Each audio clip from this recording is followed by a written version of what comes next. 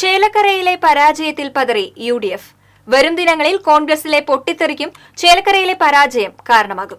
ചേലക്കര ഉപതെരഞ്ഞെടുപ്പ് UDF പ്രതീക്ഷിച്ചിരുന്നതല്ല.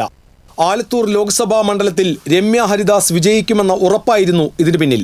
K Radhakrishnan വിജയിച്ചതിന് തൊട്ടു പിന്നാലെ UR പ്രദീപ് ഇടതുമുന്നണിക്കായി പ്രചരണം ആരംഭിച്ചു. സ്ഥാനാർത്ഥികളെ ചൊല്ലിയടഞ്ഞ കോൺഗ്രസിൽ ഒടുവിൽ രമ്യ ഹരിദാസിനെ നറുക്കുവീഴുകയായിരുന്നു. ആലത്തൂർ തെരഞ്ഞെടുപ്പിൽ ചേലക്കര മണ്ഡലത്തിൽ രാധാകൃഷ്ണന്റെ ലീഡ് നില കുറയ്ക്കാനായതും രമ്യയെ പരിഗണിക്കാൻ കാരണമായി. എന്നാൽ രമ്യ ഹരിദാസിനെ സ്ഥാനാർത്ഥിയാക്കിയപ്പോൾ കോൺഗ്രസിനുള്ളിൽ തന്നെ കല്ലുകടിയുണ്ടായിരുന്നു. രമ്യ ഹരിദാസ് ചേലക്കരയിലോ തൃശൂർ ജില്ലയിലോ താമസിക്കുന്ന വ്യക്തിയല്ല എന്നതായിരുന്നു ഒരു കാരണം. MP ആയിരിക്കെ ചേലക്കര മണ്ഡലത്തിനോട് പ്രതിപത്തി കാട്ടിയിരുന്നില്ല എന്നത് മറ്റൊരു കാരണമായി. മാത്രമല്ല MP ആയിരിക്കെ കോൺഗ്രസ് നേതാക്കളെപ്പോലും അവഗണിച്ചിരുന്നു എന്നതും കാരണമായി. ഇങ്ങനെയൊക്കെയാണെങ്കിലും തിരഞ്ഞെടുപ്പ് പ്രചരണത്തിൽ UDF ഒറ്റക്കെട്ടായി രംഗത്തിറങ്ങി.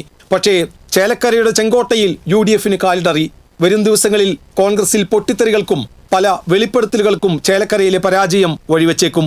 ചേലക്കരയിലെ ഒരു പഞ്ചായത്തിലും ഓളമുണ്ടാക്കാൻ UDF സ്ഥാനാർത്ഥിക്ക് കഴിഞ്ഞില്ല എന്ന സാഹചര്യത്തിൽ പ്രത്യേകിച്ചും. News desk TCV.